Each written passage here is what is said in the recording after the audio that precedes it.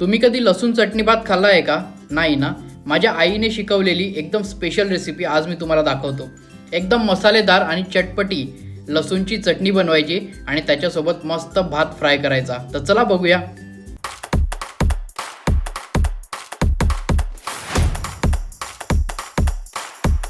तर मित्रांनो, सर्वात पहिला आपल्याला इकडे लसूण घ्यायचा आहे. आपल्याला लसूण चटणी भात बनवण्यासाठी मस्त लसूण इकडे आपल्याला ठेचून घ्यायचा आहे.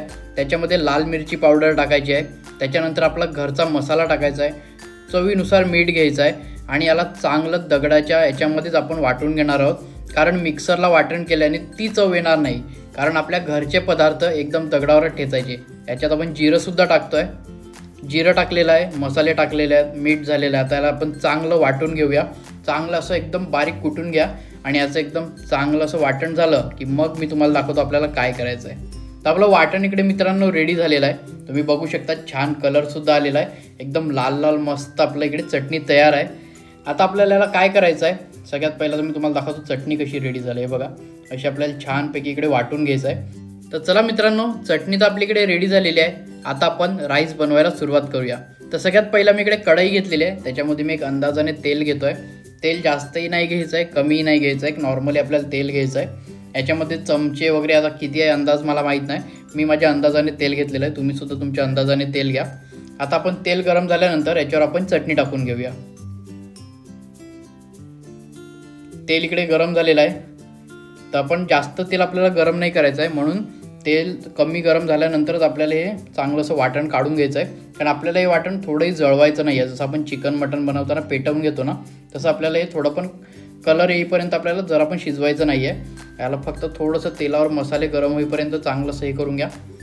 परतून झाल्यानंतर आता आपण याच्यामध्ये जो आपण राईस चांगला शिजवून घेतलेला आहे, तो एका साईडला आपण राईस शिजवून झालेला आहे, तो थोडा वेळ थंड करत ठेवलेला, तो थंडसुद्धा करून झालेला आहे. तो आता आपण याच्यामध्ये टाकूया.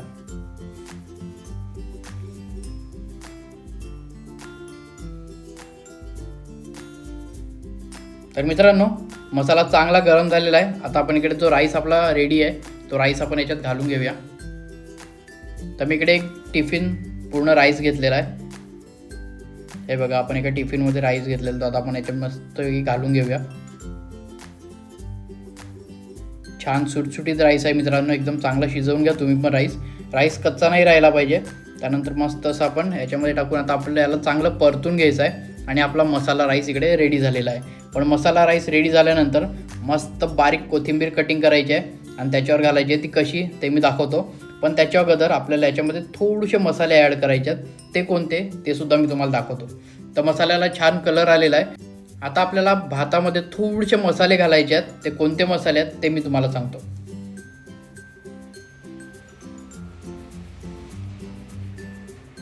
सर्वात पहिला आपला घरचा जो मसाला असतो, लाल मसाला, तो सगळ्यात पहिला मी टाकतो आहे. त्याच्यानंतर थोडीशी लाल मिर्च पावडर टाकतो आहे. थोडंसं मी इकडे गरम मसाला टाकलेला आहे. आता याला आपण चांगलं मिक्स करून घेऊया. आणि आता याला छान कलर येईपर्यंत आपल्याला असं फ्राय करत राहायचं आहे मस्त राईस. त्यानंतर 4 ते 5 मिनटं चांगलं असं मिक्स करून घेतल्यानंतर आपला चटणी भात इकडे पूर्णपणे रेडी झालेला आहे मित्रांनो.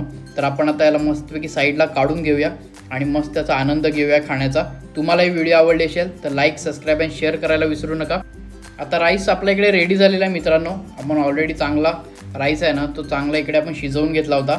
आता तेलावर सुद्धा आपण छान फ्राय करून झालेला आहे. आता आपण याच्यावर मस्त बारीक कटिंग केलेली कोथिंबीर टाकून घेऊया आणि एका प्लेटमध्ये काढून याचा आनंद घेऊया. तर सर्वात पहिलं मी कोथिंबीर टाकतोय वरतून. अशी छान कोथिंबीर टाकून झालेली आहे. आता आपण याला चांगलं मिक्स करून घेऊया आणि मस्तपैकी एका प्लेटमध्ये काढून याचा खाण्याचा आनंद घेऊया. तर तुम्हाला व्हिडिओ नक्की आवडली असेल. आजसाठी एवढंच. भेटूया पुन्हा नवीन एका रेसिपीसोबत. चला मित्रांनो, बाय बाय. व्हिडिओ आवडली तर लाईक, सबस्क्राईब आणि शेअर करायला विसरू नका. आपल्या फॅमिलीमध्ये मित्रांना नक्की व्हिडिओ शेअर करा आणि तुम्हीसुद्धा असंच रेसिपीचा आनंद घेत राहा.